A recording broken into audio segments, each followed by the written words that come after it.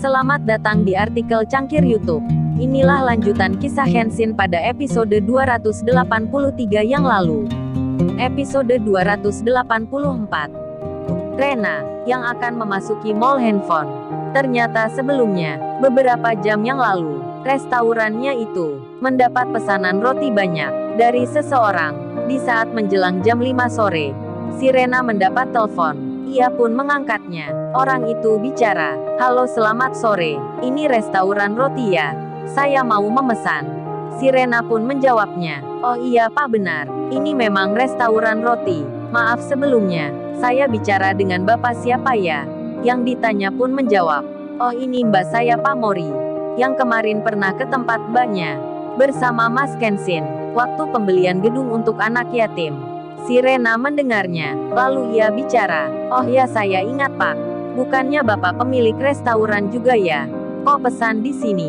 Si Rena malah bertanya, lalu Pak Mori menjawabnya, "Iya Mbak itu benar, tapi kita kan gak mungkin kalau selalu makan dengan menu sendiri. Lagian ini pesan ke Mbak Rena untuk mensyukuri rejeki, karena properti yang kami miliki laku keras bulan ini. Apa lantaran kemarin ya, Mas Kenshin beli gedung kami yang diperuntukkan anak yatim." Ketika mendengar kalimat itu, si Rena akhirnya jadi tahu tempat anak yatim yang ada di sebelahnya. Ternyata yang memberi adalah Kenshin. Pak Mori lalu melanjutkan bicara, "Oh ini Mbak Rena, saya mau pesan roti. Mungkin jumlahnya agak lumayan, sekitar 5 ribuan. Gimana ya Mbak Rena, apa bisa kami pesan dengan jumlah itu?" Rena pun terkejut mendengarnya. Tak pernah sebelumnya ada yang pesan seperti ini. Namun ia pun menyanggupi. Si Rena menjawabnya, "Iya Pak, baik saya bisa. Tapi mungkin gak bisa cepat." Pak Mori pun menyahutnya, "Oh itu masih 2 minggu lagi Mbak." Mendengar hal itu, si Rena pun langsung bilang, "Oh kalau 14 hari lagi, saya bisa Pak. Nanti saya akan menambah karyawan." Dan kesepakatan pun dibuat. Pak Mori pun bilang, "Oh ya besok saya telepon lagi ya Mbak, untuk memberitahukan lanjutannya. Mungkin kami akan minta menu tambahan, atau bentuk kardusnya seperti apa, yang sesuai acara nanti." Si Rena pun mengiyakan, dan pembicaraan itu selesai. Dari situ ternyata, si Rena menjadi tahu tentang orang yang berdonasi pada penghuni anak yatim adalah temannya sendiri. Di saat si Rena melamun, memikirkan pula pesanan roti yang baru saja, handphonenya itu sampai tak sengaja terlepas jatuh ke meja, yang di situ ada vas bunga yang berisi air. Dua-duanya bersamaan jatuh ke lantai bawah. Jadinya, handphone si Rena terkena tumpahannya. Layarnya sedikit agak pecah, dan Rena pun melihatnya sudah tak menyala lagi. Ditekan berkali-kali, tapi tetap masih mati. Karena kebutuhan yang mendesak, si Rena harus cari gantinya. Dan kini ia masuk ke sebuah mall handphone, yang di situ ada Kenshin dan Kaori. Berjalanlah si Rena sendiri. Ia mencari-cari, melihat-lihat tipe manakah yang sesuai selera. Sementara itu, Kenshin dan Kaori telah menerima handphonenya dengan tulisan nota yang terbaca seperti nama mereka. Kaori pun lalu berucap, "Makasih ya Mbak." Lisa pun menjawabnya, "Iya sama-sama." Setelah itu, mereka pun berjalan meninggalkan tempat tersebut. Si Lisa makin penasaran, karena dari kemarin ia belum mengetahui tentang siapa Kenshin. Sampai besok nanti, ia akan tahu sendiri. Karena saat ini bos besar telah berencana. Beliau baru saja berpikir untuk memerintahkan Kenshin dalam merampungkan proyek besar yang berasal dari London. Harus melibatkan beberapa perusahaan.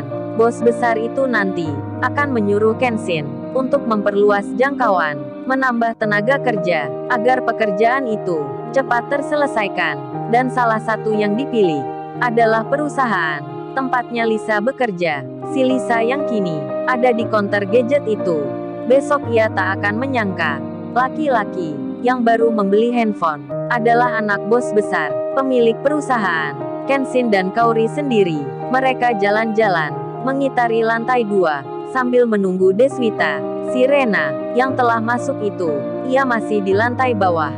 Kemudian dirinya berhenti di salah satu counter ternama yang menjual gadget-gadget yang bermerek mahal. Si Rena pun melihat-lihat. Ia bertanya-tanya, Kemudian Kaori, sehabis berkeliling bersama Kenshin, ia pun lalu bilang, Sai, kita turun ke bawah yuk.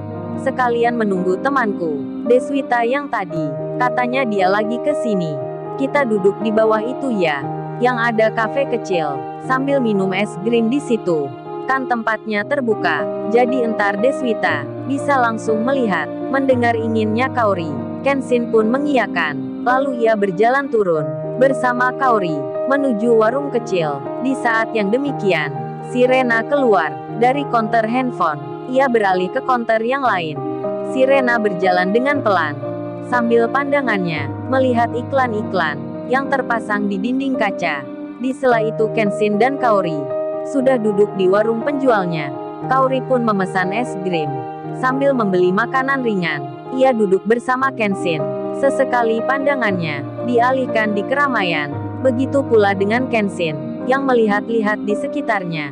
Si Rena, yang lagi berjalan itu, akhirnya mendekat ke tempat jualan orang, yang saat ini ada Kenshin di situ.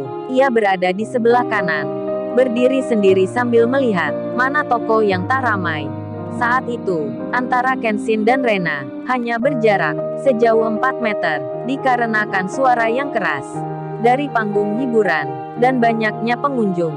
Kenshin tak melihat ketika Rena lewat, melanjutkan jalannya, tepat ada di sampingnya. Begitu pula sebaliknya, Kaori sendiri lagi melihat handphonenya, karena Deswita mengirim pesan yang memberitahukan dirinya sudah di pintu utama. Kaori pun bilang ke Kenshin, Sai, tunggu bentar di sini ya. Aku tak keluar dulu, menjemput temanku. Kenshin mengiyakan. Kemudian Kenshin itu melihat ke arah depannya. Di balik keramaian orang, seperti ada yang dikenalnya. Kenshin memperhatikan. Ia sampai-sampai berdiri. Dan benar saja, apa yang dilihatnya membuat dirinya terkejut seketika. Kenshin langsung bicara, "Lo itu, bukankah Rena? Kok di sini? Lagi mencari apa dia ya?" Kenshin pun mengikuti. Dari belakang ia berjalan, dan Rena terlihat masuk lagi ke konter handphone. Kenshin pun memperhatikan dari jauh. Ia melihat Rena yang bicara dengan penjaga tokonya. Tak lama kemudian, Rena diberikan handphone sambil pekerja toko itu nampak menjelaskan, dan Kenshin langsung mengerti. Ternyata Rena mau membeli. Namun setelah beberapa saat, si Rena pun kembali. Ia belum membeli. Si Rena masih mencari-cari akan handphone yang lain. Di saat Rena keluar, Kenshin masuk ke konter itu. Kemudian ia bertanya, "Mbak, wanita yang sebelumnya keluar itu, dia lagi cari handphone apa ya?" Penjaga tokonya pun menjelaskan, "Oh itu mas, tadi mbaknya cari Samsung, yang tipenya sama dengan miliknya. Tapi sekarang udah gak keluar. Terus saya tawarin ini, yang baru launching kemarin." Mbaknya tertarik, tapi harganya agak mahal. Jadi mbaknya itu masih melihat-lihat dulu. Kenshin bertanya, "Emang berapa harganya mbak?" Wanita penjaga toko itu pun menjawab, "Kalau yang ini, harganya 18 juta mas." Kenshin pun menyahut, "Ya udah mbak, saya beli sekarang." "Cepat ya mbak, diproses.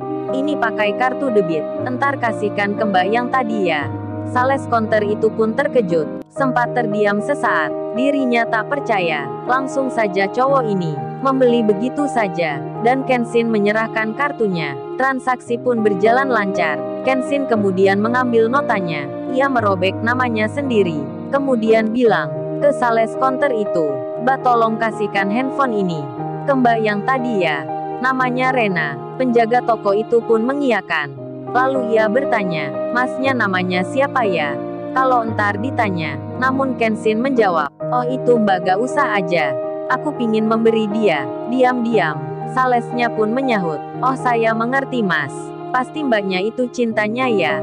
Oke deh, akan kuberikan handphone yang baru ini ke mbak Rena." Meski tanpa nama masnya, wanita penjaga toko itu pun tersenyum-senyum. Ia merasa senang, karena baru menjual barang yang harganya mahal. Bosnya pun demikian.